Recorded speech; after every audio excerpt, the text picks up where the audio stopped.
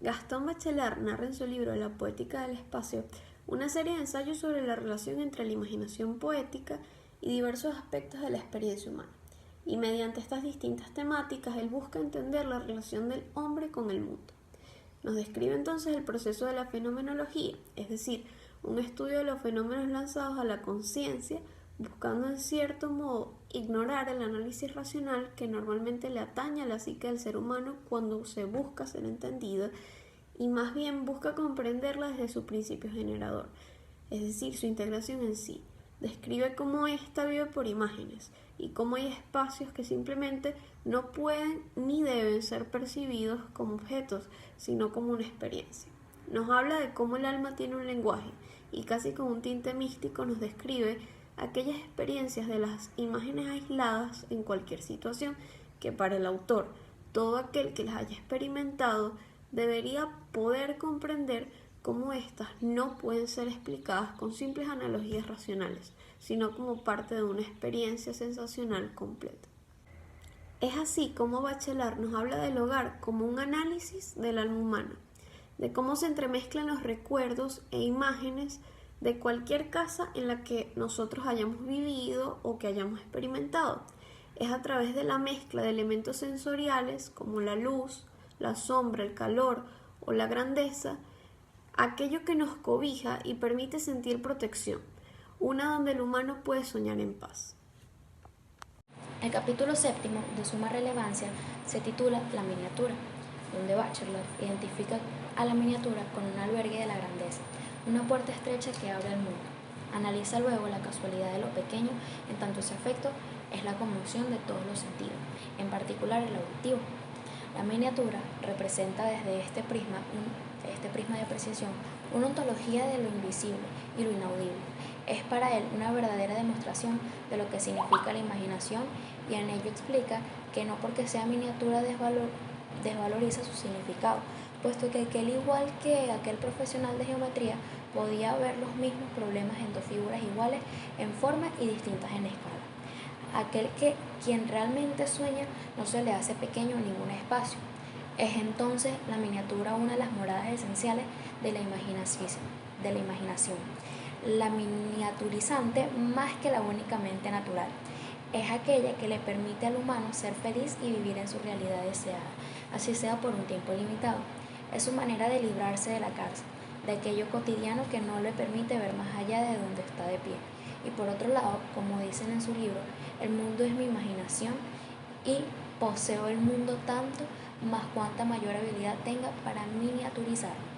La imaginación en la miniatura me permite poseer un control sobre lo que sucede, pero de paso hay que comprender que en la miniatura los valores se condensan y se enriquecen, y es allí donde permite que las imágenes pasen de ser vistas a vividas. Describir un sueño objetivamente y es ya disminuirlo y detenerlo. ¿Cuántos sueños contados objetivamente no son más que un onirismo en polvo?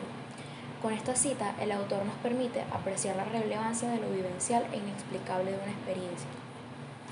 En el plano de la imaginación no se ha equivocado, puesto que la imaginación no se equivoca nunca, porque la imaginación no tiene que confrontar una imagen con una realidad objetiva. Es una demostración de la libertad de la psique humana, o por el contrario, de la sujeción de la misma hacia los recuerdos y cómo estos van respondiendo en cadena con otros pensamientos no relacionados que posteriormente generarán aquella imaginación. La miniatura multiplica las imágenes y las hace crecer, y solo con la percepción primera de aquello que imaginamos es que nos acercamos más a su real imagen. Así el poeta nos ha ido a buscar muy lejos de instrumentos de ensueño, y sin embargo, ¿con qué arte ha sembrado el paisaje? Este capítulo nos parece un punto cumbre de la lectura, puesto que después de haber analizado cómo en aquellos sitios donde nos sentimos más cómodos y donde descubrimos el habitar, entonces comienza a narrar una experiencia que todo aquel estudiante de arquitectura puede sentir que ha hecho en algún momento. Vivir a través de algo miniatura. Una experiencia muy particular que muchas veces solo podemos trazar en dibujos o en imágenes, y que muchas veces no le hacen justicia a la imaginación que hemos tenido.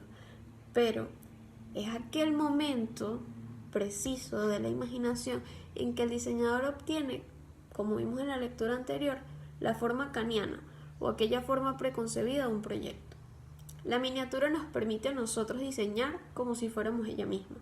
Nos hace olvidar el enigma y el estrés de lo incontrolable. El soñador se vuelve por tanto parte de la imagen y ésta ya no tiene por qué medirse. Es simplemente aquello que está viviendo y solo debe cuidarse de sumergirse de tal manera que se pierda miniaturizándose.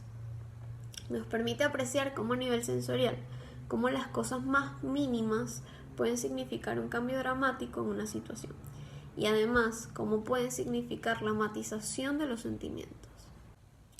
Bachelard utiliza una manera bastante particular de describir el sexto sentido que nos persigue al momento de proyectar una obra arquitectónica, y es que al vivir y recordar es casi imposible poder ir en contra de su teoría de integración psíquica.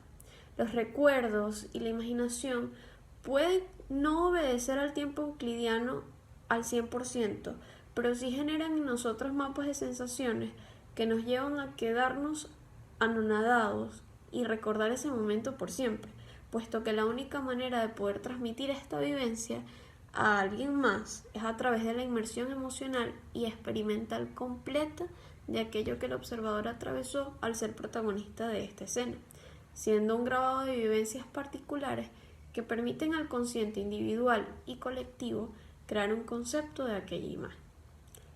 Eso, como diseñadores, va muy atado a todo aquel momento en que, no solo por la comodidad, sino por la intención comunicante, se nos pide pensar como el posible usuario de la edificación y por ende, inmediatamente, nos hace vivir una experiencia que solo se puede describir a través de la imaginación de mundos en miniatura, donde nosotros descubrimos el enigma de la grandeza en lo pequeño.